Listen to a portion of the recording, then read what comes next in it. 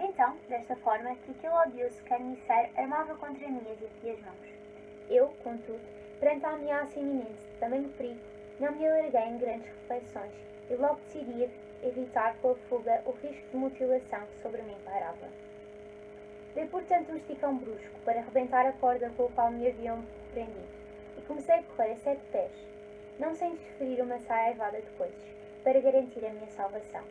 Logo transpus, a grande velocidade, um pórtico próximo e entrei, sem hesitações, no trincolim, onde o senhor da casa celebrava um banquete sacrificial na companhia dos sacerdotes da deusa. Com esta entrada derrompante, derrubo e espalho pelo chão uma boa parte dos preparativos da ceia, mesas e luzeiros. Abalado por esta desagradável destruição dos bens, o chefe da família tratou de entregar-me, como se for um penetra sem vergonha, à guarda de certo escravo, com instruções para me encerrar em algum sítio seguro, não fosse eu perturbar novamente com o idêntico descaro a paz do banquete. Protegi às mil maravilhas por este hábil estratagema que me arrancara as próprias mãos do Magarete. Fiquei delicado com a proteção do carcereiro Salvador. Porém, quando a fortuna está do contra, nada corre seguramente às direitas para homem algum nascido, pois o desejo fatídico da divina providência não pode ser subvertido ou alterado, nem por avisos planos, nem por subtis remédios. Por consequente, o mesmo estratagema que parecia ter assegurado a minha salvação momentânea acabou por suscitar um grande perigo, ou melhor, o risco de imediata destruição. Com efeito, logo um escravo entrou no triclínio, onde os convívios conversavam afavelmente entre si, e, com um ar muito agitado e o rosto a tremer de receio, pôs-se a contar ao patrão que, pouco tempo antes, uma cadela raivosa tinha saído de uma ruela vizinha e entrado em casa pela porta traseira, com uma fúria impressionante. Depois, tomada por um louco furor, arremeteu contra os cães de caça e, em seguida, dirigiu-se para o estábulo próximo, onde atacou com idêntica cegueira a maior parte do bestiame e, por último, não poupou sequer as pessoas. De facto, o palafreneiro Mírtilo, o cozinheiro Hefestion, o criado de quarto Hipnófilo e o médico Apolónio, tal como bastantes outros entre a criadagem, todos eles haviam sido mordidos de formas várias, quando tentavam expulsar a cadela. Para mais, algumas das bestas de carga haviam sido afetadas pelas mordidelas venenosas e davam já amostras de uma ferocidade e raiva idênticas. Este relato tocou de imediato o ânimo de todos os presentes, pois ficaram convencidos de que a minha frieza se justificava por estar infectado pela mesma peste. E assim, agarraram em armas de todo o tipo, começaram a incitar-se uns aos outros, a fim de repelirem aquela desgraça comum, e lançaram-se no meu encalço, embora tivessem a arte de estarem mais possuídos do que eu por aquela doença de loucos. Sem dúvida alguma, ter-me-iam feito os membros em pedaços com aquelas lanças e venábulos, ou até mesmo com os machados duplos, que os servos facilmente colocaram à disposição deles. Eu, porém, ao aperceber-me da voragem daquele súbito perigo, abalei de imediato para o aposento, onde os meus patrões haviam ficado alojados. Então, depois de fecharem e trancarem as portas atrás de mim, os criados montaram guarda ao local, até que, sem ninguém se expor ao perigo de encontrar-se comigo, eu acabasse por sucumbir, devorado pela raiva inelutável de pestilência mortal que me possuía. E porque esta situação me devolvia a liberdade, aproveitei a graça de a fortuna me deixar a sós, e assim lancei-me sobre a cama já preparada, e, pela primeira vez desde há muito tempo, desfrutei do sono como um ser humano. Já a manhã ia adiantada quando me levantei, revigorado e refeito do cansaço pela macieza do leito. Pus-me então a escutar o que diziam a respeito da minha sorte as pessoas que haviam passado a noite em claro a montar-me guarda. Haverá ainda motivo para crer que este pobre burro continua possuído por uma fúria sem freio? Se calhar a peçonha até já perdeu o efeito depois de ultrapassar o clímax da doença. Para pôr em termo estas opiniões discordantes, decidem dar uma espreitadela exploratória e, através de uma greta, lá constatam que eu me encontrava curado, senhor de mim e tranquilo. Arriscam, portanto, abrir um pouco mais a porta para confirmar se eu já estaria mansinho. Um entre eles, porém, Certamente o Salvador meu, enviado pelos céus, resolveu indicar aos restantes o seguinte expediente como forma de comprovar a minha sanidade. Disse-lhes para me darem a beber uma bacia cheia de água fresca. Se eu bebesse sem receio e mostrasse apreciar a água como de costume, ficariam a saber que eu estava curado e completamente livre da doença. Mas se, pelo contrário, eu desviasse a vista e me esquivasse com a repulsa ao contacto com o líquido, então poderiam ter como certo que a funesta raiva continuava inflexível o seu caminho. Era este o procedimento usualmente adotado e que figurava, aliás, nos livros mais antigos. O Alvide escolheu a aceitação, e assim trazem de imediato uma vasilha enorme cheia de água límpida, que foram buscar a uma fonte próxima, e dão-me de beber, embora com alguma relutância. Pela minha parte, avancei ao encontro deles, sem qualquer detença, estiquei a cabeça com ar sequioso e mergulhei-a por inteiro naquelas águas verdadeiramente sadias, servindo-as com vontade. Quanto a eles, iam-me dando palmadas, reviravam-me as orelhas, puxavam-me pelo cabresto e punham-me à prova de muitas outras maneiras que eu ia suportando com pachorra. Por conseguinte, e contra as suas lunáticas disposições, dei a todos eles claras provas da minha docilidade. Foi esta a forma como evitei aquele duplo perigo. No dia seguinte, fizeram-me sair novamente para a estrada, carregado com os ornamentos da deusa, ao som de castanholas e símbolos, para fazer o circuito da Pedinchice. Depois de andarmos, errantes por não poucas casitas e povoações, chegámos a uma aldeia erguida sobre os vestígios meio arruinados de uma cidade outrora opulenta, segundo contavam os respectivos habitantes. Ficámos alojados no albergue mais próximo, onde nos deram a conhecer a divertida história que eu gostaria de lhes narrar. Diz respeito ao adultério de que um pobre homem fora vítima. Coitado levava uma existência difícil, na pobreza mais extrema, oferecendo os seus préstimos de artesão por um salário miserável. Possuía, no entanto, uma mulherzita igualmente de condição humilde, embora andasse nas bocas do mundo por causa da sua lasciva extrema. Ora, certo dia, mal o marido saíra, muito cedo, a fim de ir fazer o trabalho combinado, logo um ousadamente se introduzia, sorrateiramente, em casa dele. Enquanto os adúlteros se entregavam em segurança às pelejas de Vênus, o marido, que desconhecia por completo a situação e nada desconfiava, regressa de improviso ao lar. Ao encontrar tudo bem fechado e trancado, começa por louvar a continência da esposa e depois bate à porta, enquanto anunciava a sua presença com o civil. A astuta mulher, que era já muito rodada em apertos destes, desembaraçou-se dos estreitos braços do amante e ocultou-o bem disfarçado no interior de um grande pote de barro, que se encontrava parcialmente enterrado junto a um canto, embora estivesse vazio. Abriu em seguida as portas e logo dirigiu ao marido, que ainda não tinha acabado de entrar, esta azeda reprimenda. Então, vais andar-me por aí desocupado na indolência e de mãos nos bolsos, em vez de te apresentares para trabalhar como de costume? Zelares pela nossa vida e de arranjares alguma coisa para comermos. Já eu, desgraçada, passo as noites e os dias a afiar a lã, martirizando os braços, para que o nosso pequeno quarto reluza ao menos o brilho de uma lucerna. Bem mais felizarda do que eu é a nossa vizinha Daphne, que anda a rebolar-se com os amantes, com vinho e comida à fartazana, desde de manhã cedo. Atarantado com tal comentário, o marido retorquiu. E o que me dizes a isto? Embora o nosso chefe de oficina nos tenha dispensado por estar envolvido nos assuntos de tribunal, ainda assim eu procurei garantir a nossa pequena ceia de hoje. Olha só para este pote, que está sempre vazio e ocupa inutilmente um espaço tão amplo, quando na verdade não serve para mais nada, a não ser para estorvar as nossas movimentações. Acabei de vendê-lo por 6 denários a certo sujeito que já aqui se encontra, para levar consigo a mercadoria, depois de pagar o preço. Sendo assim, por que não arregaças as mangas e me dás uma pequena ajuda para o desenterrarmos e para a podermos entregar de imediato ao comprador? A astuciosa mulher logo se adaptou às novas circunstâncias e, depois de soltar uma desconcertante risada, comentou: Mas que grande marido e hábil negociante eu fui arranjar, que despachou por um preço inferior uma peça que eu, embora mulher e sem sair de casa sequer, vendi há pouco pela soma de 7 denários. O marido, satisfeito com este reforço no preço, insistiu. E quem foi a pessoa que aceitou pagar esse valor? Foi há um bom bocado já, meu tonto, respondeu ela, que o comprador se enfiou dentro do pote, a fim de confirmar com cuidado a respectiva robustez. O amante não deixou de secundar as palavras da mulher.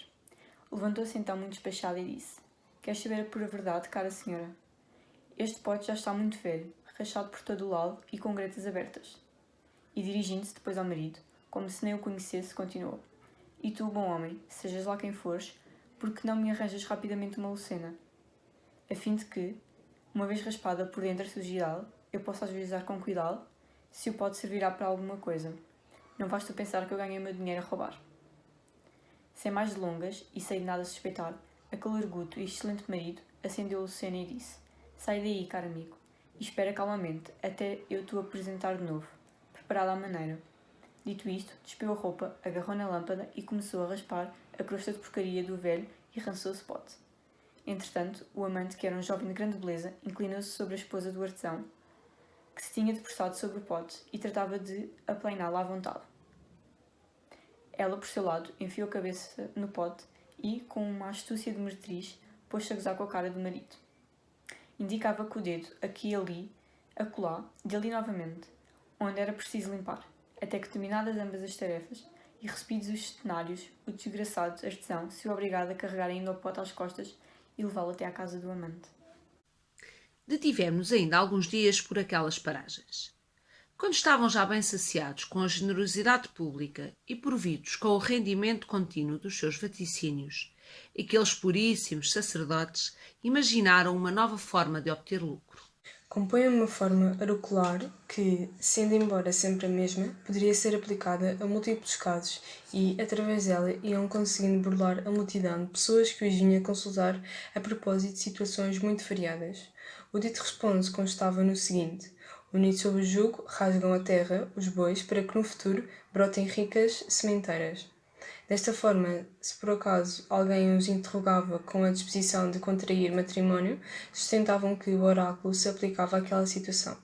Deveriam unir-se pelo jugo do casamento, de maneira a procriarem muitos filhos. Se alguém os consultava a propósito da compra de uma propriedade, afirmavam que era muito favorável a referência aos bois, ao jugo, à sementeira e aos campos em flor. Se alguém preocupado com uma viagem queria tomar o auspício da deusa, então respondiam que já estavam unidos e aparelhados aos mais dóceis de todos os quadrupédes e que a terra a germinar constituía uma promessa de lucro. Se alguém se preparava para entrar em combate ou tinha a intenção de perseguir uma quadrilha de ladrões e queria saber se a empresa seria ou não bem-sucedida, nesse caso afirmavam que a vitória estava garantida por um forte presságio, uma vez que a cabeça dos inimigos seria submetida ao jugo e que resultaria das rapinas um despojo abundante e frutuoso. Com esta forma de adivinhação assente numa caprichosa austícia, logravam arrebanhar umas quantas máquias nada pequenas. No entanto, à força de tantas consultas, acabaram por se escutar a argumentação e, já fartos, fizeram-se novamente à estrada, se bem que esta estrada fosse bem pior do que todo o caminho percorrido anteriormente de noite. E como assim? De facto, o trilho estava pejado de buracos profundos e de fossos, ficando nos sítios inundados por águas estagnadas e noutros revaladiço por causa da lama e do iodo. E assim, entre inúmeras tropeções e frequentes escorregadelas que me deixaram as patas completamente maceradas, lá consegui chegar, muito a custo e derreado, às veredas abertas do campo. No entanto, eis que aparece de repente, à nossa retaguarda, um pelotão de cavaleiros armados. Com grande dificuldade, conseguem conter a louca galopada dos cavalos e lançar-se avidamente sobre Filedo e restantes companheiros. Agarraram-nos pelo pescoço, chamaram-nos sacrílegos e impuros, enquanto lhes desferem uns socos e os prendem a todos com algemas, ao mesmo tempo que não param de apertá-los com repetidas ameaças. Tinham de entregar, quanto antes, o cântaro de ouro. Tinham de entregar o produto daquele seu crime. Alegavam que, com o pretexto de uma cerimónia celebrada em segredo, os sacerdotes o haviam roubado às escondidas do próprio altar da Mãe dos Deuses. E por se julgarem capazes de escapar à punição por tamanho crime, através de uma partida furtiva, atravessaram os limites da povoação, ainda mal brilhava a luz do dia. Não faltou ainda quem, colocando a mão sobre o meu dorso, se pusesse a remexer no próprio regaço da deusa que eu transportava, até encontrar o tal cântaro de ouro, colocando-o depois à vista de todos. Contudo, nem sequer a evidência de um crime tão grave logrou conter ou amedrontar o ânimo de pessoas tão asquerosas. Pelo contrário, os sacerdotes procuravam levar a coisa para a brincadeira, com um riso forçado, enquanto comentavam: vejam só que maldade e injustiça é esta, como é sempre tão fácil acusar pessoas inocentes. Só por causa de um pequeno cálice que a Mãe dos Deuses ofereceu à sua irmã, a deusa Síria, como presente de hospitalidade, Já os ministros da religião são tratados como delinquentes e acusados de um crime capital. Enquanto atiravam inutilmente para o ar estas baboseiras e outras palermices do mesmo jaias, os aldeãos levaram-nos de volta, presos por grelhetas, e logo os enfiaram no cárcere. Em seguida, o cântaro e a própria imagem que eu transportava foram deixados em depósito no tesouro do santuário e aí consagrados.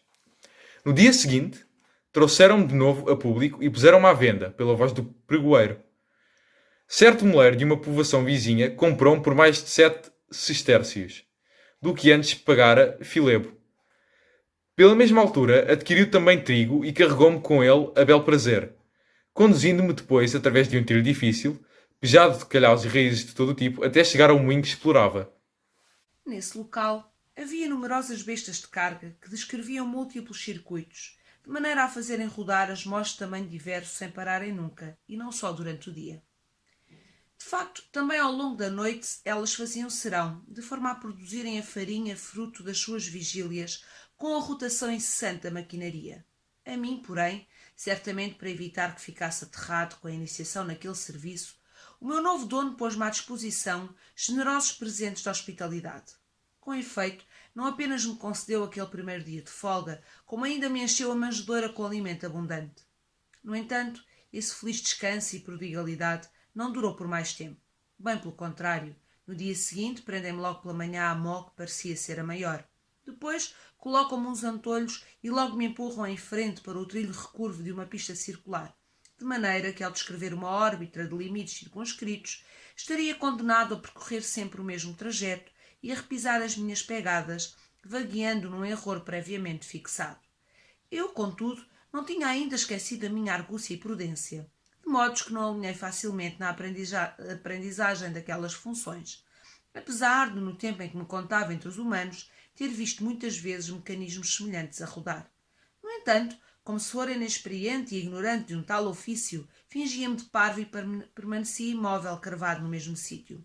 Achava, de facto, que se me considerassem inapto e inútil para este tipo de serviço, me atribuiriam uma outra qualquer função menos pesada, ou até que me deixariam mandriar alimentando-me à mesma.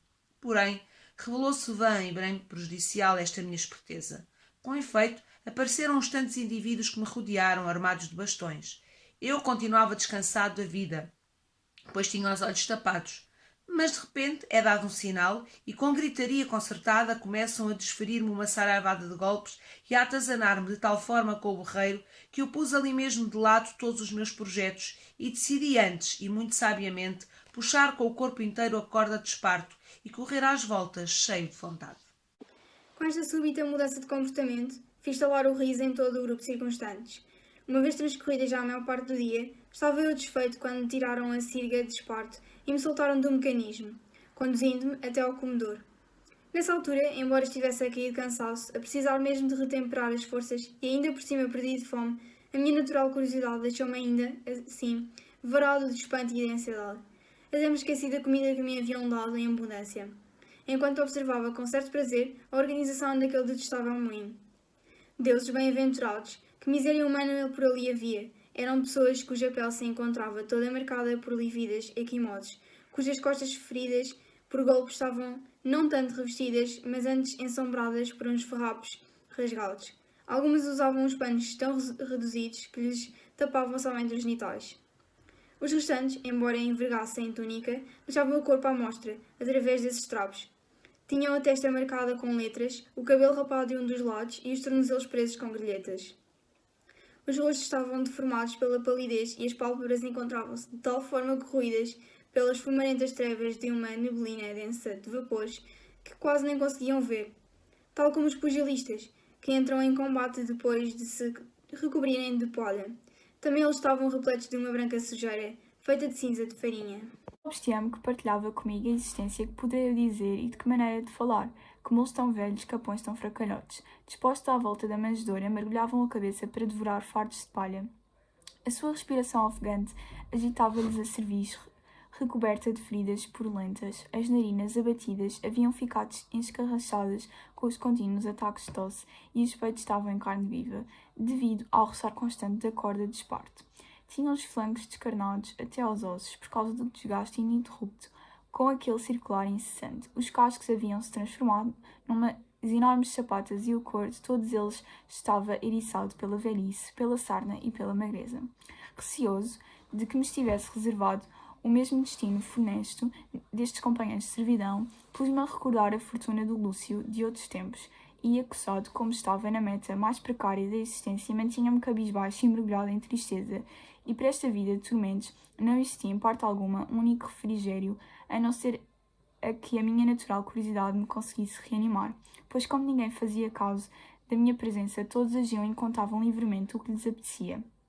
Aliás, não foi sem razão que o divino criador da antiga poesia dos gregos, ao desejar descrever um homem de grande sabedoria, cantou nos seus poemas que ele havia adquirido virtudes sem igual ao visitar inúmeras cidades e ao conhecer povos muito variados. Na realidade, também agora conservo uma grata memória do burro que já fui, na medida em que, depois de estar encoberto sob a sua pele acesina e de haver experimentado sortes muito diversas, eu me tornei, se não mais sábio, pela certa bem mais conhecedor. Por conseguinte, decidi presentear os vossos ouvidos com uma história, a melhor entre as melhores, agradável e graciosa, que agora mesmo vou iniciar. O tal moleiro, que me tinha comprado com o seu dinheiro, era em todos os aspectos um bom homem e, sobretudo, muito decente.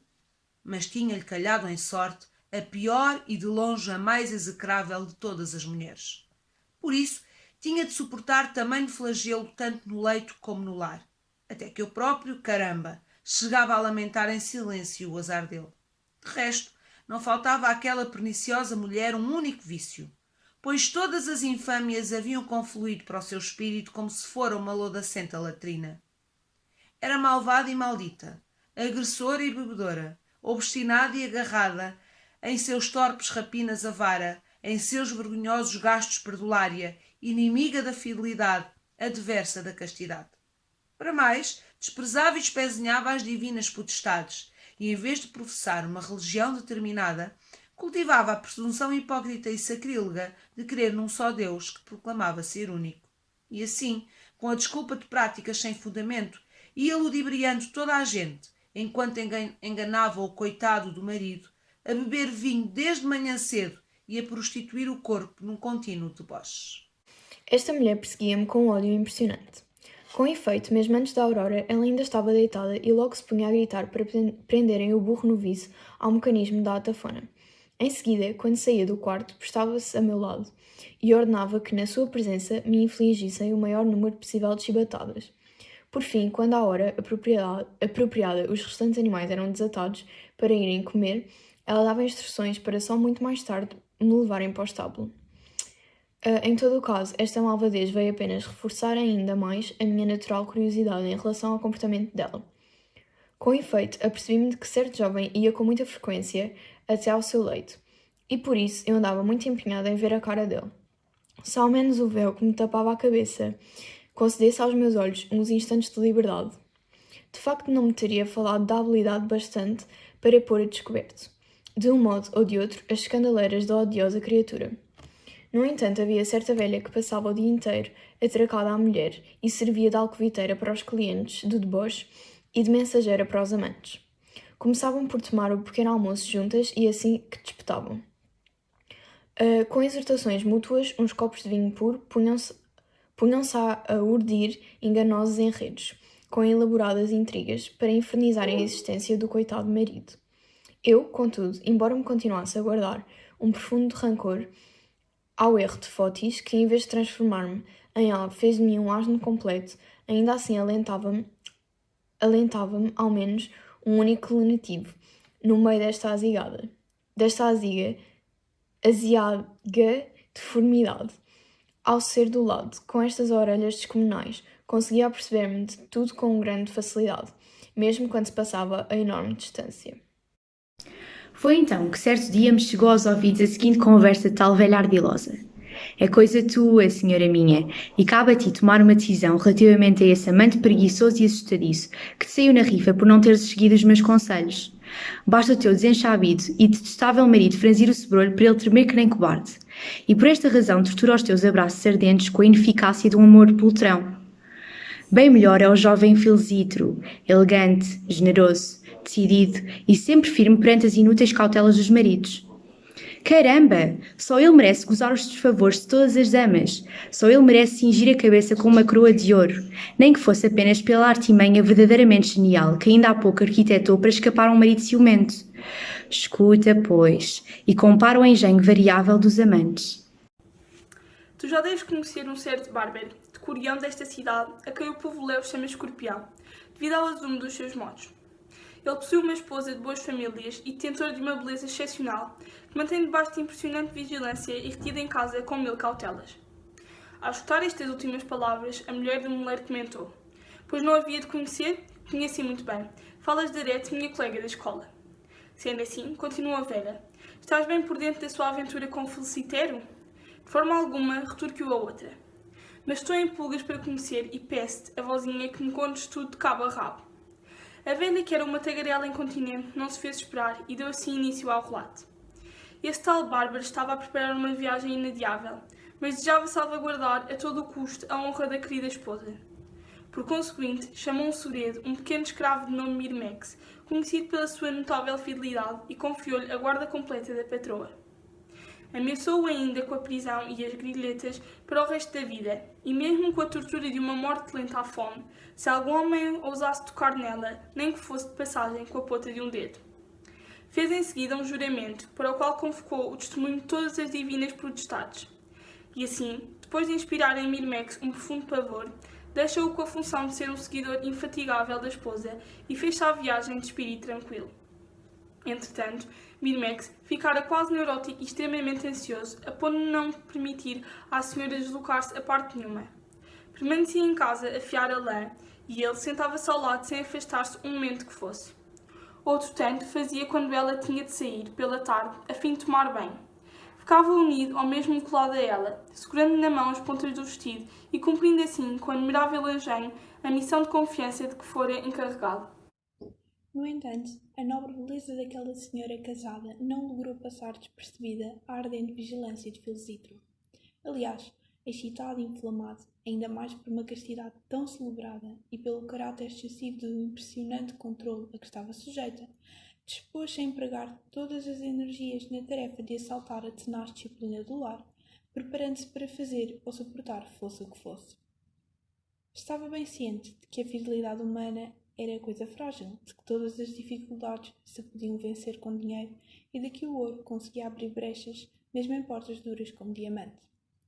Aproveitou por isso um momento oportuno em que Mirmex estava sozinho, pôs a descoberto o seu amor e rogou-lhe como suplicante que lhe trouxesse o remédio para tamanho suplício. De resto, estava decidido e pronto a recorrer à morte imediata, a não ser que possuísse, quanto antes, o objeto dos seus desejos. Para mais, não havia motivo para ele se preocupar com uma questão bem simples, pois ficando Felicitro sozinho, encoberto e escondido pela cumplicidade das trevas da noite, poderia introduzir-se no interior da casa e voltar a sair num curto espaço de tempo. A estes argumentos, e outros da mesma espécie, acrescentou um derradeiro, que à imagem do Poço Santo Cunha abriria à força uma fenda na dura firmeza do escravo. E assim estendeu a mão e pôs diante dele umas quantas moedas de ouro, brilhantes e novinhas em folha.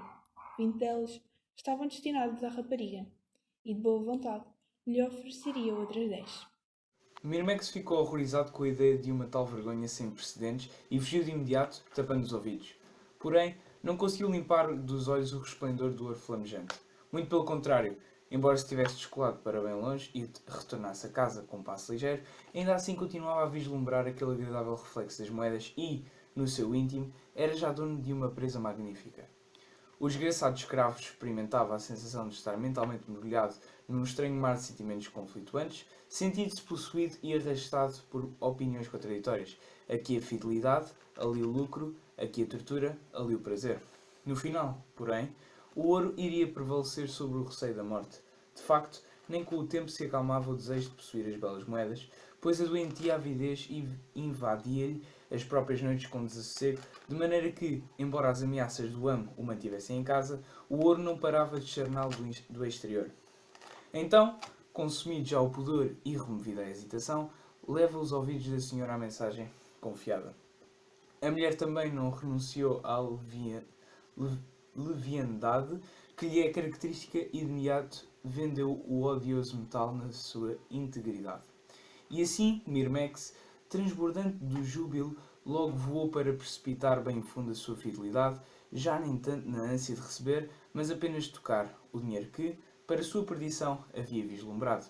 Exultante de alegria, corre até Filzítero para anunciar que, graças aos seus desvelados esforços, os desejos dele haviam sido cumpridos.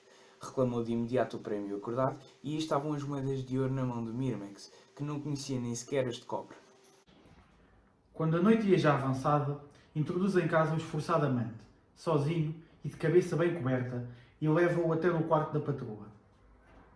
Estavam eles, precisamente entre abraços ainda não íntimos, a oferecer libações a um amor noviço e quais soldados em pelo, a ensaiar as primeiras refregas de Vênus, quando, contra a expectativa de todos e aproveitando as sombras favoráveis da noite, o marido se apresenta de improviso diante da porta de casa. Ele batia, ele chamava, ele atirava pedras à porta. E o próprio atraso em obter resposta aumentava em si cada vez mais a suspeita, a ponto de já ameaçar Minex com suplícios impressionantes. O escravo, por seu turno, atarantado com este contratempo repentino, ficou sem saber como agir no meio daquela infeliz atrapalhação e acabou por agarrar no único recurso que dispunha e lançar as culpas às trevas da noite, que o impediam de encontrar a chave que havia escondido com tanto cuidado. Entretanto, Filzítero só se apercebeu da agitação, enfia rapidamente a túnica, mas, no meio desta confusão, acaba por sair do quarto a correr com os pés descalços. Só então, Mirmex introduz a chave na fechadura, abre a porta e faz entrar o patrão, que continuava a apelar, em alta grita, à boa-fé dos deuses. Em seguida, enquanto o amo se apressava em direção ao quarto, Mirmex deixava Filzítero sair, à socapa. Diante do umbral da porta, já livre daquele peso, o escravo sentiu-se mais tranquilo no que lhe dizia respeito. Fechou então a casa e regressou ao leito para dormir. Porém, quando ao raiar da aurora, Bárbaro se preparava para sair do quarto, deparou com umas sandálias desconhecidas debaixo da cama, precisamente as que Filzítero trazia calçadas ao entrar sorrateiramente lá dentro. Estas provas materiais fizeram Bárbaro desconfiar do que havia acontecido. Ainda assim, não revelou nem à esposa nem a ninguém da casa o desgosto. Agarrou antes nas sandálias e escondeu-as disfarçadamente entre as pregas da roupa. Ordenou somente aos escravos companheiros de Mirmex que o prendessem com grilhetas e o arrastassem até ao fórum, para onde também ele se dirigiu, com passo ligeiro, abafando no peito os contínuos gemidos, convencido de que através das sandálias facilmente poderia encontrar a pista do adúltero. E assim caminhava Bárbaro pela rua fora, colérico, de rosto contraído e sobressalho carregado, enquanto Mirmex o seguia, abatido pelas cadeias. Embora não o houvesse surpreendido em falta, tinha, no entanto, a consciência pesada, e era em vão que as suas lágrimas abundantes, impungentes queixumes, tentavam despertar a comiseração. Filzítero deparou-se com eles nesse preciso momento, e se bem que estivesse ocupado com outros assuntos, esta inesperada cena tocou-o, apesar de o não levar a perder a compostura. Recordou-se então do lapso cometido por causa da pressa e intuiu acertadamente as restantes implicações. Logo retomou, porém, a usual confiança em si mesmo. Afasta então os escravos, cai em cima de Mirmex com a enorme algazarra e desfere-lhe no rosto um punhado de socos inofensivos, ao mesmo tempo que gritava: "Ah, tu, sujeito miserável e perjuro! Oxalá o teu patrão e todas as potências celestiais que invocaste com falsos juramentos te deem um péssimo fim, pois péssimo é também o teu caráter. Foste tu quem roubou ontem as sandálias no banho. Tu bem mereces, caramba! Sim, tu bem mereces gastar essas cadeias e suportar mesmo as trevas do cárcere." Bárbaro deixou-se enredar por este oportuno ardil e pelo ar decidido do jovem. Aliás, à medida que recuperava o ânimo, ia embarcando na credulidade. Regressou, portanto, a casa, chamou Mirmex à sua presença, devolveu-lhe as sandálias e do fundo do coração lhe perdoou a ofensa, aconselhando-o a devolver ao legítimo dono o que havia ressurripiado. Ainda a velha continuava na sua tagarelice quando a patroa a interrompeu. Grande sortuda é ela, por ter à disposição um companheiro com tamanho de sangue frio. Já eu, coitadinha, fui cair nos braços de um amante que tem medo até do barulho da mó e das fuças daquele burro sarnento. Eu já tratarei de convencer a preceito, retorquiu a velha, aquele desembaraçado amante, de confirmar a sua coragem e de trazê-lo à tua presença, fiel à convocatória. E assim, depois de combinar que voltaria pela tarde, saiu do quarto. Entretanto, a recatada esposa começou a preparar um banquete digno dos sacerdotes sálios. Decanta vinhos de qualidade e mistura carnes frescas com peças de charcutaria.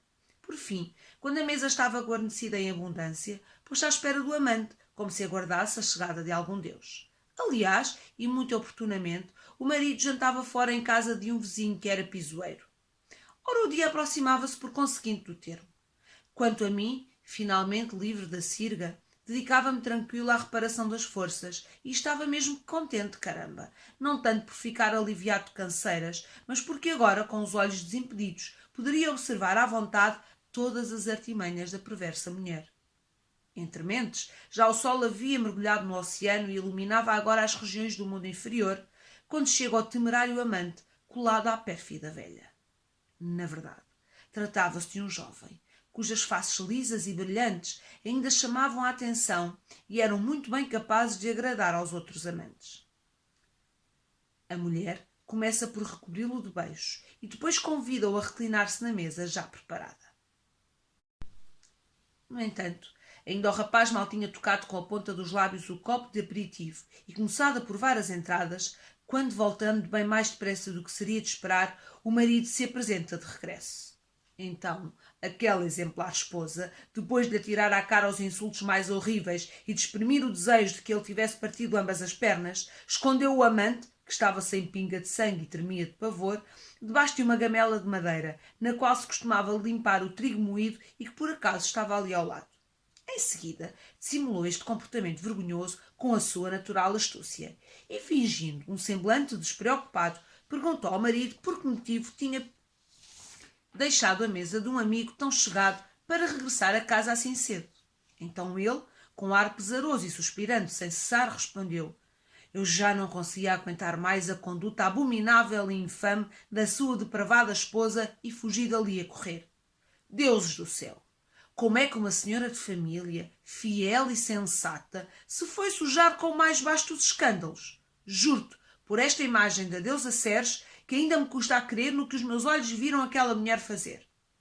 Aguçada pelas palavras do marido, esta esposa de mil audácias ficou ansiosa por saber mais e não deixou de importuná-lo até lhe arrancar, desde o início, todos os pormenores da aventura. E não desistiu enquanto o marido não cedeu à vontade e, ignorando o que se passava no próprio lar, lhe contou os infortúnios de uma casa alheia. A esposa de meu colega, pisoeiro, sempre pareceu uma mulher de resguardado pudor, que se gloriava de possuir uma boa reputação e de governar com recado o lar do marido, até se abandonar a uma secreta paixão por um amante qualquer. E, porque se entregava com frequência a esses furtivos lances, chegou ao cúmulo de, no próprio instante em que regressávamos do banho para irmos chiar, ela se encontrava enrolada a fazer amor com o tal jovem. Por conseguinte, desnorteada com a nossa repentina presença, viu-se constrangida a encontrar uma solução de improviso, optando por escondê-lo numa gaiola de vime, feita de finas varas flexíveis dispostas em círculo, que se juntavam na parte superior e à volta das quais se espalhavam as roupas que seriam branqueadas pelas claras fumigações de enxofre. E, dado que, na sua opinião, o amante estava escondido no lugar seguríssimo, veio partilhar calmamente connosco a refeição. Entretanto, porém, o jovem ficava cada vez mais intoxicado com o cheiro extremamente acre e pesado do enxofre, que, de forma que, com a respiração cortada, estava a ponto de desfalecer no meio dos vapores. Para mais, começou a ser sacudido por contínuos espirros, um efeito característico destes minerais muito ativos. Da primeira vez que o marido escutou o som do espirro, vindo de um ponto situado atrás das costas da esposa, julgou que era ela a responsável pelo ruído, de maneiras que lhe retorquiu com a forma usual de saúde. Assim procedeu da segunda vez e também das sucessivas, até que, intrigado com a excessiva repetição do fenómeno, começou a desconfiar do sucedido. Deu então um brusco empurrão na mesa, desviou a gaiola e sacou do seu interior um sujeito que arquejava sem parar, com grandes dificuldades em respirar. Inflamado pela indignação da afronta, buscava um gládio e ansiava por degolar o moribundo amante. E tê-lo-ia feito, se eu, ciente do perigo a que nos iria expor a ambos, não tivesse conseguido muito a custo reter-lhe o furioso ímpeto, com a garantia de que, em breve e sem qualquer responsabilidade nossa, o seu inimigo acabaria por sucumbir por si mesmo, vítima da violenta ação do enxofre. Amansando não tanto pela minha argumentação, mas antes pela força das circunstâncias, pois o sujeito já se encontrava meio morto, agarrou nele e levou-o até uma ruela próxima. Em seguida, procurei aconselhar discretamente a mulher dele e convencê-la a que se afastasse por uns tempos da oficina e procurasse guarida na casa de uma das suas amigas, até que, com o decorrer do tempo, se acalmasse o ânimo fervente do marido. De facto, possuía-o uma raiva tão acalorada que, sem dúvida alguma, estaria certamente a meditar para si mesmo e para a esposa algum infeliz desenlace. Foi a repulsa suscitada por tais distúrbios que me levou a fugir da mesa do meu companheiro e a regressar a casa. Enquanto o moleiro ia desfiando estes pormenores, a mulher, que tinha já uma longa experiência de desaforo e atrevimento, despejava em cima da esposa do pisoeiro todo um arsenal de pragas e maldições, que era uma pessoa pérfida, impúdica e, portanto, uma vergonha enorme para todo o sexo feminino, pois tinha posto de lado o pudor, despesinhado o pacto nupcial, manchando o lar do marido com a infâmia de um lupanar e, uma vez perdida a dignidade de esposa, havia adotado para si mesmo o nome de prostituta. Acrescentava por fim que mulheres destas deveriam ser queimadas vivas. Em todo o caso, agastada no interior pelo aguilhão de uma consciência impura e ansiosa por libertar o adultério sedutor, quanto antes do suplício daqueles esconderijos, não parava de comentar com o marido que já era bem tempo de se deitar.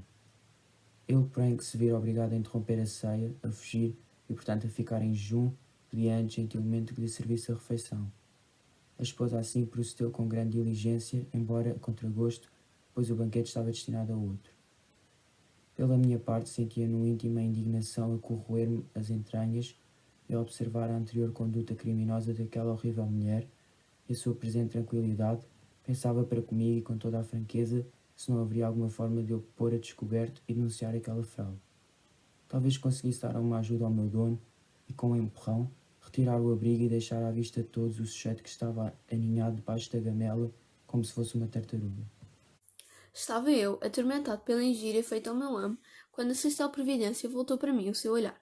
Na realidade, era já chegada a hora em que um velho coxo, a quem fora confiada a nossa guarda, tinha por incumbência conduzir todo o bestiame em grupo até um bebedouro próximo a fim de matarmos a sede. Esta circunstância ofereceu uma ocasião excelente para exercer a minha desforra.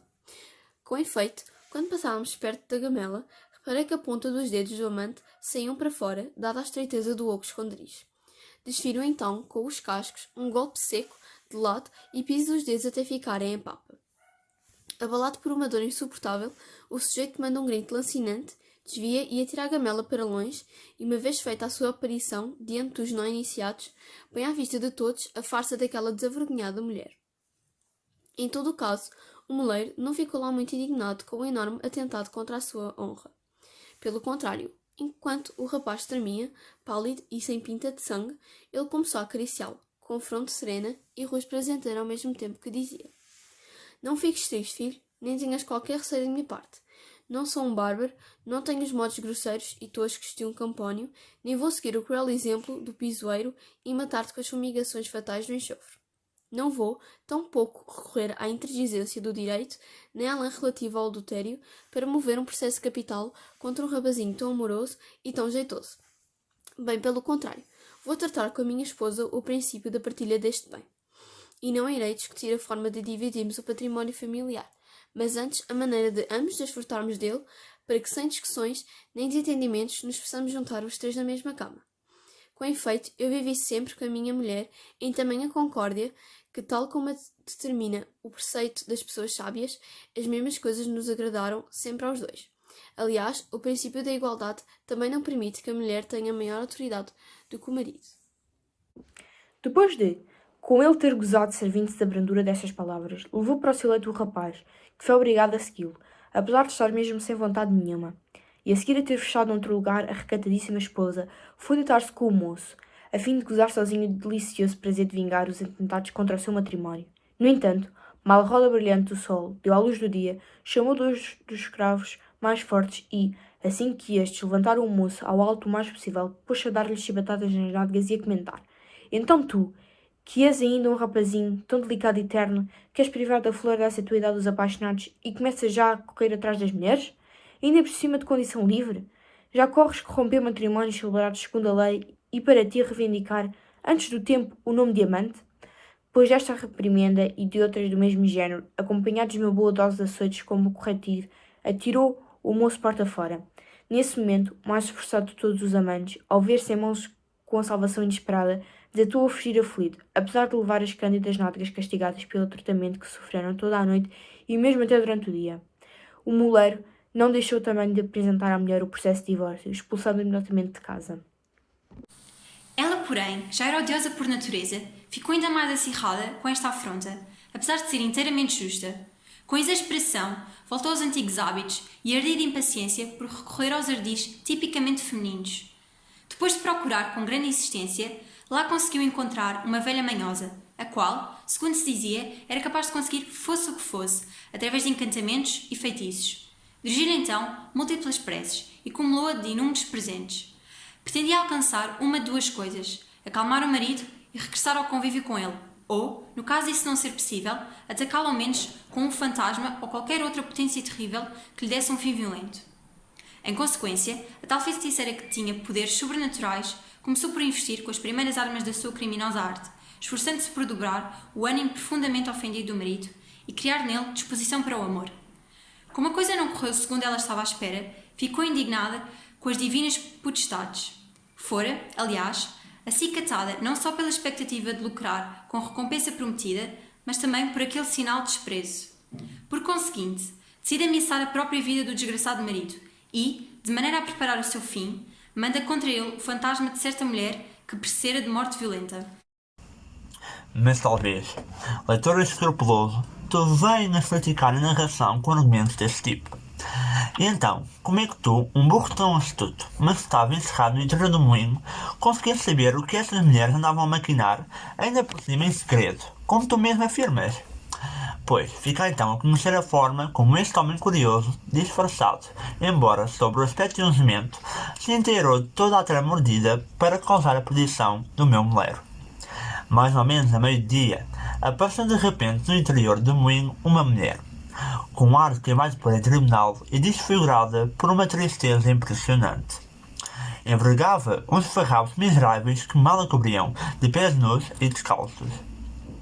Exibia uma palidez de buço e uma magreza que as formava. Os cabelos desgrenhados, grisalhos e imundos por causa de cinza espalhada, tombavam-lhe para a frente, encobrindo o rosto quase por inteiro. Esta mulher pousou a mão suavemente sobre o moleiro como quem necessitava de falar com ele em segredo.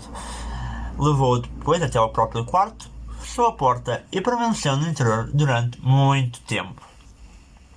Entretanto, como os trabalhadores já tinham moído todo o trigo que haviam estado a manusear e porque era absolutamente necessário arranjar mais, os escravitos que se encontravam junto do quarto começaram a chamar o patrão, pedindo um reforço de grão para moer.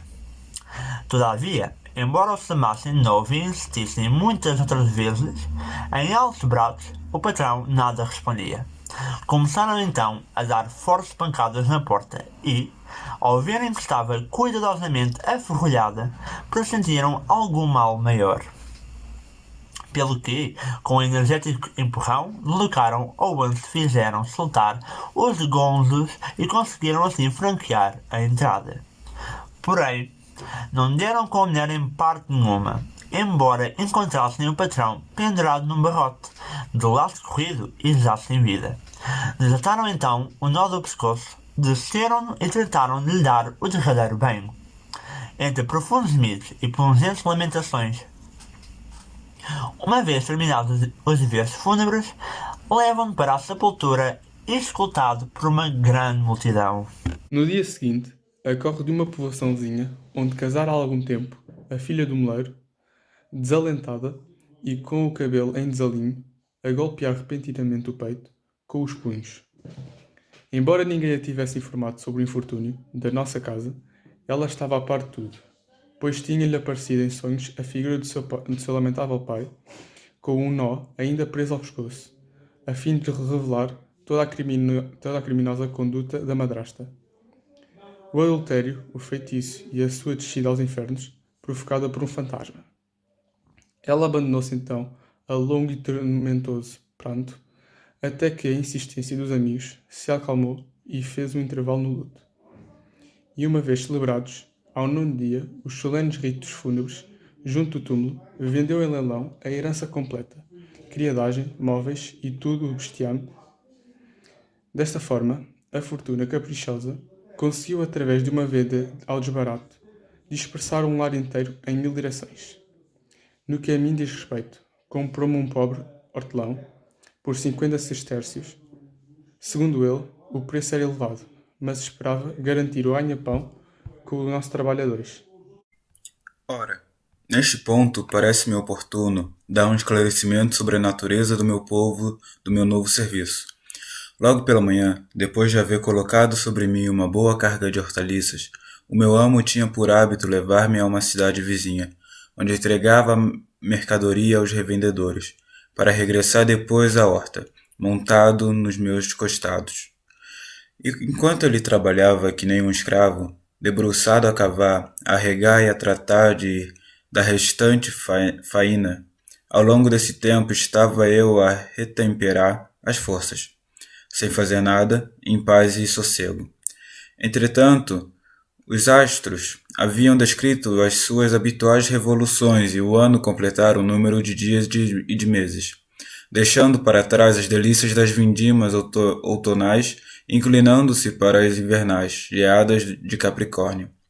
Era o tempo de chuvas contínuas e das ovelhas nocturnas. Então eu, que ficava ao ar livre e fechado num estábulo, sem teto, via-me atormentado por um frio contínuo. De fato, o meu dono era tão pobre que nem para si mesmo, e quanto mais para mim, conseguia arranjar uma esteira ou uma pequena coberta. E contentava-se em levar a vida debaixo de uma barraca com teto de folheado. Além disso, a obrigação de caminhar de sacos nus pela manhã, sobre barro muito frio e bocados de gelo, afiados que nem faca, era um verdadeiro tormento para mais. Eu nem sequer podia encher a pança com os alimentos do costume. De fato, a minha ração era exatamente igual e conforme a do meu dono, mas ainda assim muito insuficiente. Consistia em alfaces velhas e amargas, muito crescidas e cheias de sementes, que mais pareciam vassouras, e porque já estavam fora do tempo tinham um gosto amargo e podre, e deitavam um suco enlameado. Certa noite, um proprietário de uma aldeia vizinha, a quem as trevas cerradas de uma noite sem luar tinham impedido de prosseguir a viagem e um forte aguaceiro havia empapado por completo, viu-se obrigado a deixar o caminho que o levaria à casa e a fazer um desvio até à nossa hortazita, pois o cavalo encontrava-se já extenuado. Foi agradavelmente acolhido, tendo em conta as circunstâncias e, à falta do conforto, recebeu, ao menos, a necessária benesse do repouso. Desejoso de retribuir a generosidade do anfitrião, o viajante prometeu presenteá-lo com algum trigo, azeite e também 2 cântaros de vinho, provenientes de umas herdades suas. Sem mais delongas, o meu amo montou em pelo sobre o meu espinhaço, levando consigo um pequeno saco e 2 odres vazios, e lá se fez uma viagem de 60 estádios. Percorrida esta distância, chegámos às propriedades já referidas. Uma vez aí, um amável anfitrião ofereceu ao meu dono um opíparo banquete. Ora estavam ambos a beber umas taças à compita, quando ocorreu um prodígio impressionante. Uma das galinhas da capoeira desatou a correr pelo meio da eira e, com o seu cacerejo característico, armou grande alarido, como se fosse pôr um ovo. Ao vê-la, o dono comentou: "Mas criada boa e tão fecunda que me saíste, tu que há algum tempo já nos satisfazes todos os dias com os teus ovos. Ao que vejo, também agora estás a pensar em brindar-nos com um aperitivo. Olha aí, rapaz", continuou dizendo, "coloca no canto do costume o cesto reservado às galinhas poedeiras." O servo tratou de seguir as instruções dadas, mas a galinha fez pouco caso do sítio onde geralmente se aninhava e foi antes depositar um ovo prematuro aos pés do dono, que nos haveria de trazer grandes inquietações. Na verdade, não se tratava de um ovo, tal como o conhecemos, mas antes de um pinto completamente formado, com penas, garras, olhos e até o piar, que começou de imediato a seguir a mãe. E como se isto não bastasse, deu-se um outro prodígio ainda mais impressionante que deixou toda a gente horrorizada, e com razão. De facto, debaixo da própria mesa onde se encontravam os restos da refeição, abriu-se uma fenda profunda na terra e de lá jorrou uma abundante fonte de sangue, de onde ressaltavam grossas gotas que deixaram a mesa completamente salpicada de sangue. No próprio instante em que, varadas de espanto e admiração, as pessoas acusavam o terror provocado por estes presságios divinos, chega um servo a correr dos lados da adega, anunciando que todo o vinho que há tempos se deitara nos tonéis estava agora a fermentar e a aquecer, fervendo aos borbotões, como se o tivessem colocado sobre um braseiro enorme. Entretanto, avistou-se também uma doninha que arrastava para fora de casa com os dentes uma serpente morta. Da boca de um cão pastor saltou uma pequena rã verde e um carneiro, que se encontrava perto desse cão, avançou sobre ele e com uma só dentada estrangulou-o.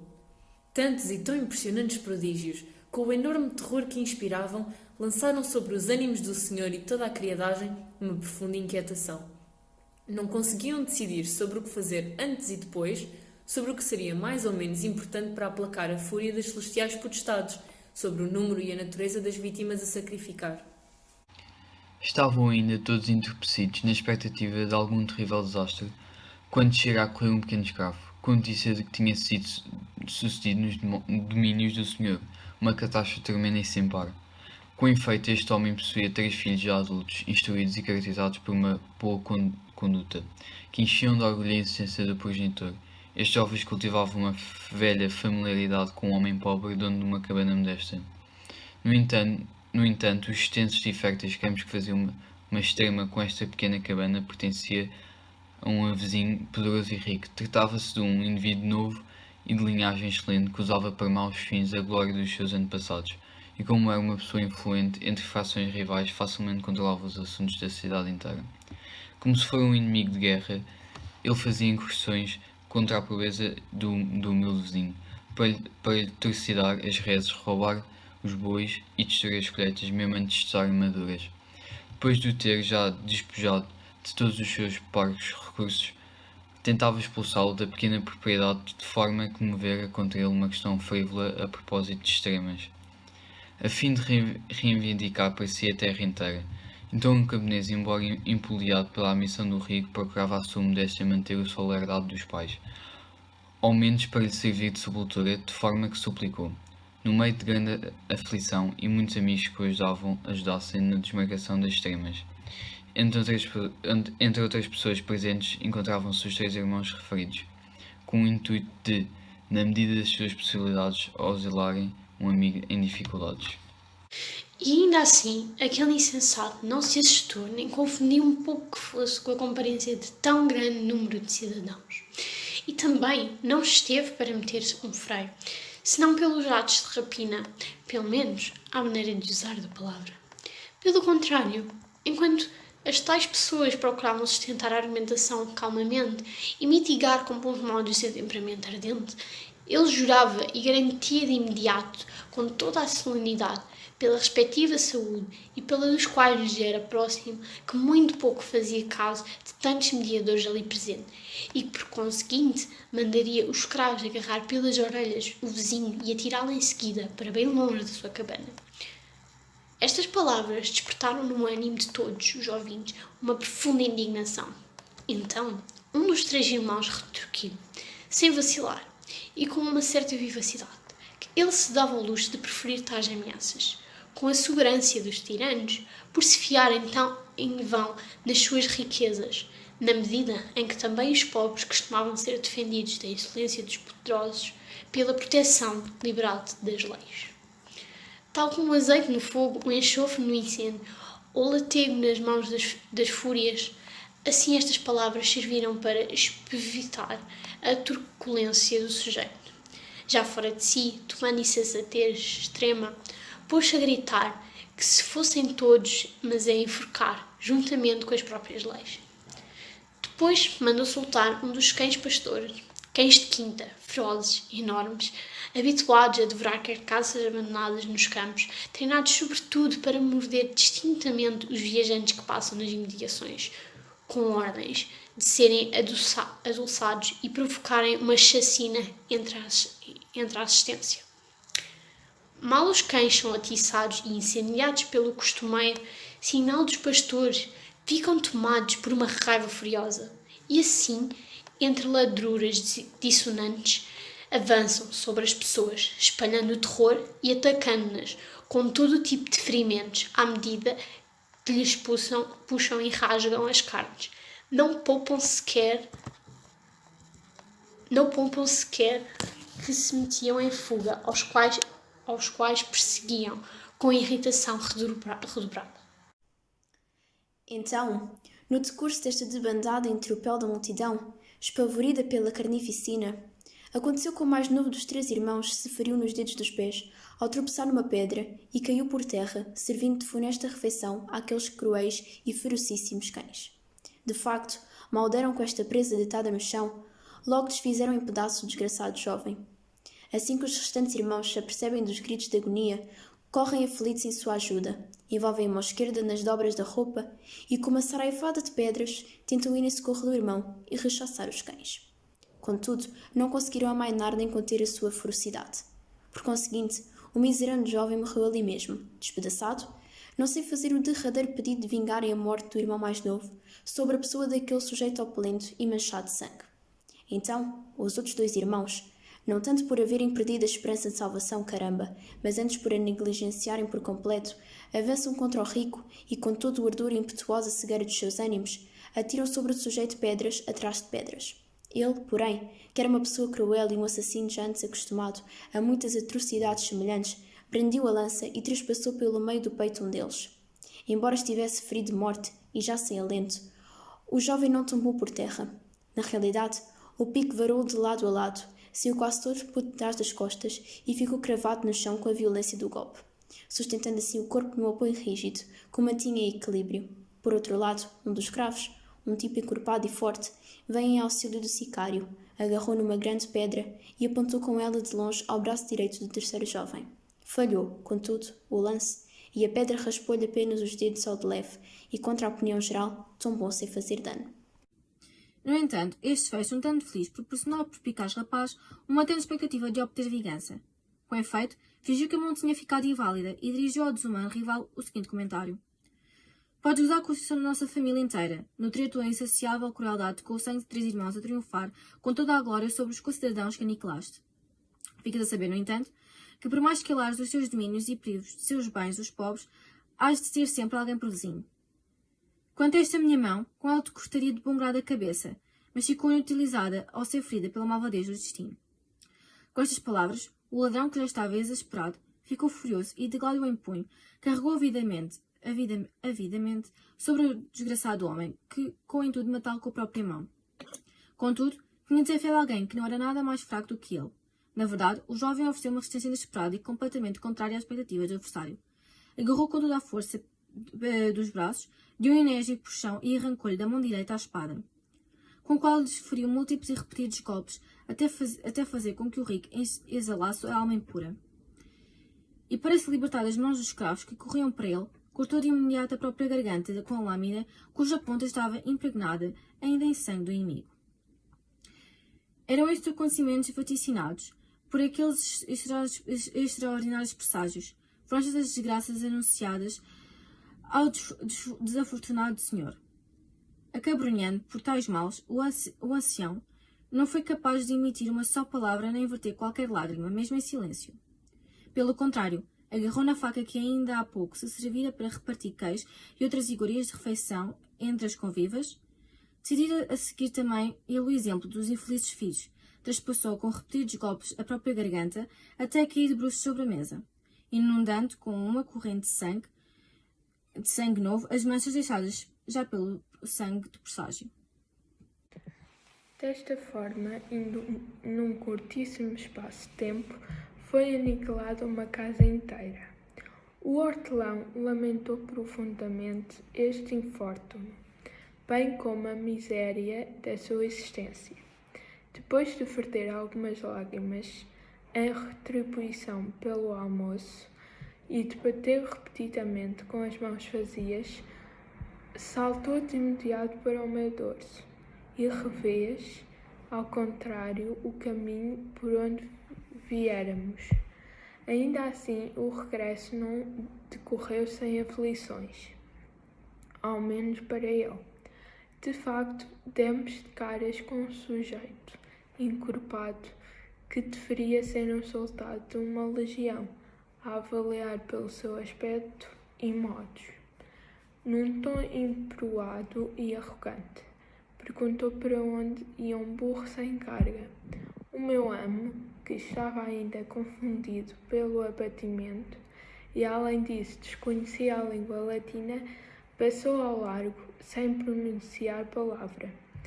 O soldado, porém, não conseguiu conter a sua natural insolência e assim, indignado com o silêncio dele, que considerava um ultraje, bateu-lhe com uma cepa de fiteira que tinha à mão e derrubou-o do meu dorso. Então o hortelão respondeu-lhe humildemente que desconhecia a sua língua e, por consequente, não conseguia entender o que lhe dissera. Em consequência, o legionário voltou a perguntar-lhe, desta vez em grego: "Para onde levas esse burro?" O hortelão replicou que se dirigia à cidade vizinha. "Pois eu preciso de requisitar os seus serviços", repostou o soldado. "De facto, ele tem que transportar de uma povoação próxima e, juntamente com outras bestas de carga, a bagagem do nosso chefe." Lançou de imediato a mão sobre a arracada com que o outro me guiava e, depois de agarrar nela, começou a puxar por mim. O hortelão, porém, limpou o sangue que lhe escorria pela cabeça, devido à chaga aberta pelo golpe anterior, e dirigiu-se de novo ao soldado, entre súplicas. Tratava-o por camarada, rogava-lhe que se comportasse de maneira mais humana e compreensiva. Pedia-lhe para proceder dessa forma, jurando que um tal comportamento cobriria de sucesso as suas esperanças, e acrescentava ainda: "Em boa verdade, trata-se de um burrico preguiçoso que não dá para nada, a não ser para morder. Padece de um mal detestável e, a custo, consegue carregar uns quantos braçados de fartura de uma horta próxima e mesmo assim fica logo estourado e com falta de ar. Já se vê que não está apto a transportar cargas mais pesadas." Contudo, ao perceber que o legionário não se deixava convencer por nenhum tipo de rogos, se assanhava ainda mais no propósito de preparar a sua ruína e se preparava mesmo para lhe abrir a cabeça com o galho mais forte da cepa de videira, que entretanto virara ao contrário. Recorreu a uma solução extrema. Simulou que, para suscitar nele a compaixão, desejava abraçar-lhe os joelhos e assim, com ar submisso e encurvado, agarrou-o por ambos os pés, levantou-o no ar e fez-o estatelar-se pesadamente no chão. Começou de imediato a bater-lhe com os punhos, os cotovelos, a atacá-la à dentada e mesmo com uma pedra apanhada no caminho com a qual resmurrou-lhe a cara toda, as mãos e os flancos. O outro, porque se encontrava estatelado de costas, não conseguia ripostar nem encontrar maneira de se defender, limitando-se a repetir a ameaça de que, depois de se levantar, o iria desfazer em pedaços com o seu gládio. Prevenido por tais palavras, o hortelão arrancou-lhe a espada e atirou-a para bem longe, voltando depois à carga com golpes redobrados. O soldado continuava prostrado por terra, colhido pelo ataque de surpresa e sem encontrar outro meio de salvação, a não ser o único que lhe restava, fingir-se de morto. Então, o hortelão trouxe consigo a tal espada e montou sobre o meu dorso, dirigindo-se em linha reta toda a pressa para a cidade, a fim de buscar guarida junto de um amigo e sem cuidar sequer de passar pela sua horta. Depois de expor ao companheiro todos os pormenores Implorou-lhe que o auxiliasse naquela aflição e o mantivesse escondido, juntamente com o burrito, durante algum tempo, até que, decorrido 2 ou 3 dias, o encobrimento lhe permitisse escapar a um processo capital. O outro não deixou de ter em conta a sua velha amizade e logo o acolheu. Quanto a mim, dobraram-me as patas e levaram-me pelas escadas até um aposento do andar superior. O hortelão ficou em baixo, na própria loja, escondido num pequeno cesto cuja abertura se cobriu. O tal legionário, como vi mais tarde saber, levantou-se a cambalear, como se tivesse saído de uma grande bebedeira, e, abatido como estava pela dor, provocada por tantos ferimentos, só apoiado num bastão e ainda assim a custo se conseguiu suster em pé, até chegar à cidade. Embaraçado com a impotência e inaptidão para se defender, não pôde contar o sucedido a nenhum dos populares, de forma que remordeu a injúria em silêncio até se juntar a alguns companheiros de armas e narrar-lhe as suas desventuras. Foi decidido então que ele deveria ficar algum tempo acantonado sem se deixar ver, pois além da afronta pessoal, seria de recear também o gênio do juramento militar, já que tinha perdido a espada.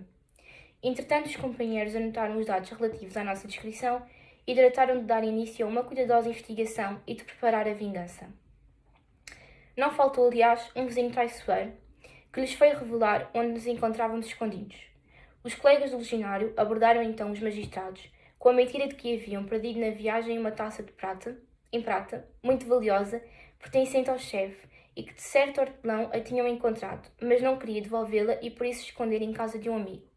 Uma vez registado o prejuízo e o nome do chefe, os magistrados apresentaram-se à porta do nosso alojamento e, em alta voz, começaram a intimar o anfitrião a entregar-nos, se não queria colocar a própria cabeça em risco, pois era de certo e sabido que nos esconder em sua casa. Ele, contudo, sem se apavorar, o mínimo que fosse e preocupado somente com a salvação da pessoa que havia acolhido a sua guarda, não só nada confessa acerca de nós, como assevera inclusive que não via o hortelão há um horror de dias.